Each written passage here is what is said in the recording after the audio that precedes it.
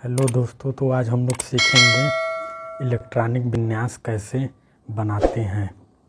ठीक, इलेक्ट्रॉनिक विन्यास कैसे बनाते हैं। ठीक, तो इसके पहले हम बता चुके हैं कि ये नाभिक है, नाभिक के चारों ओर इलेक्ट्रॉन चक्कर लगाते हैं। तो इलेक्ट्रॉनिक विन्यास में इलेक्ट्रॉनों को प्रत्येक कक्षा में कैसे विभाजित करते हैं। ठीक, कैसे विभाजित करते हैं मतलब पहले कक्षा में कितना इलेक्ट्रॉन रहेगा, दूसरे कक्षा में कितना इलेक्ट्रॉन आएगा, तीसरे में कितना आएगा, चौथे में कितना आएगा। तो इसी को कहते हैं इलेक्ट्रॉनिक विन्यास। तो देखो, प्रत्येक परमाणु के केंद्र में नाभिक होता है। ठीक, नाभिक को हम प्लस से दिखा देते हैं। इसके चारों तरफ मतलब बाहर इलेक्ट्रॉन चक्कर लगाते हैं।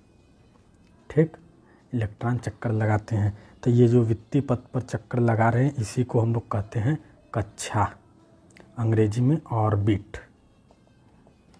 ठीक, तो इस ऑर्बिट कक्षा को देखो ऐसे, ये नाभिक है हमारा प्लस, इसके चारों ओर इलेक्ट्रॉन चक्कर लगाते हैं। ये इलेक्ट्रॉन इसे ऐसे ही चक्कर लगाते हैं। ठीक, ये तो ये नाभिक के पास पहला कक्षा, ठीक, ये दूसरा कक्षा, ये तीसरा कक्षा, ये चौथा कक्षा। ठीक, तो इसको अंग्रेजी से भी दिखाते हैं, इसको के कहते हैं। तो पहले कक्षा को के से अंग्रेजी में कैसे दिखाते हैं, KLMN। ठीक, तो पहला कक्षा को के से, दूसरा कक्षा को एल से, तीसरा कक्षा को एम से, चौथा कक्षा को एन से प्रदर्शित करते हैं।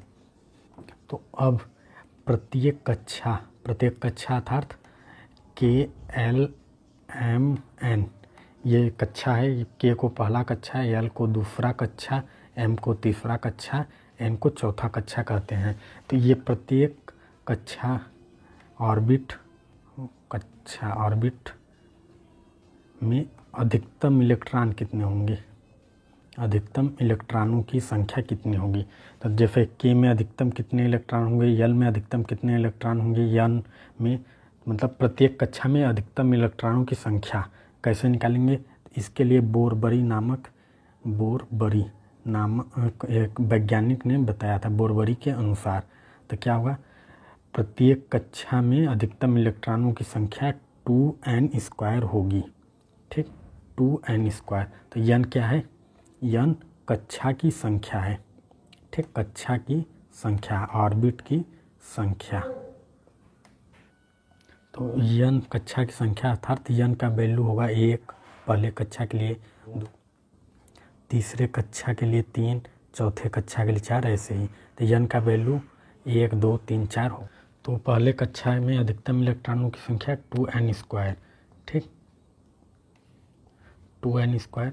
तो पहले कक्षा n का वैल्यू क्या हो जाएगा, पहले कक्षा के लिए 1, तो 2 गुणे 1 का स्क्वायर, तो क्या हो जाएगा 2, 2 एकम 2।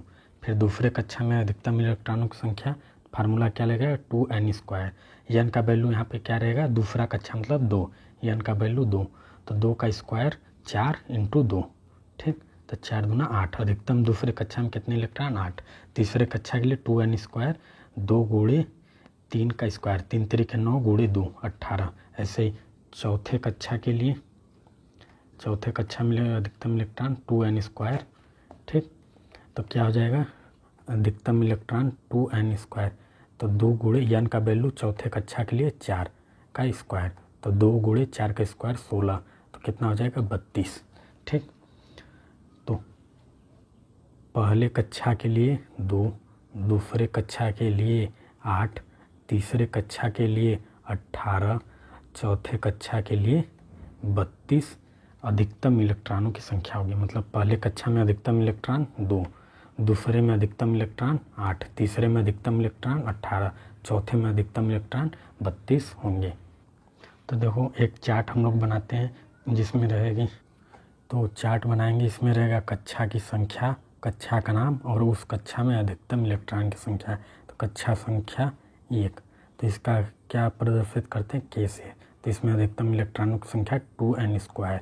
ठीक, ये 1 क्या है, कक्षा की संख्या n से, n का वैल्यू 1, तो क्या हो जाएगा 2 गुणे 2 का स्क्वायर 1 का स्क्वायर इंटू 2, तो क्या हो जाएगा 2 गुणे 1 बराबर 2।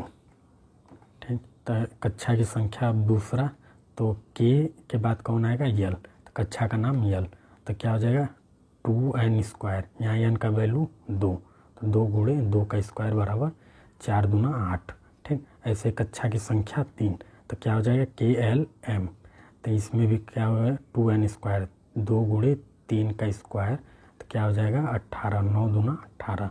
ऐसे कक्षा की संख्या 4, तो KLMN, तो ये हो जाएगा 2n स्क्वायर अधिकतम इलेक्ट्रॉन, तो 2 गुणे 4 का स्क्वायर बराबर 32। ठीक, तो प्रत्येक कक्षा के एक उप कक्षा होते हैं। ठीक, तो उप कक्षा का क्या नाम होगा, उप कक्षा सब ऑर्बिटल या सब सेल, और इसमें अधिकतम इलेक्ट्रॉन कितने होंगे, अधिकतम इलेक्ट्रॉन। ठीक, तो उप कक्षा यस, ये 4 होते हैं, यस पी डी एफ।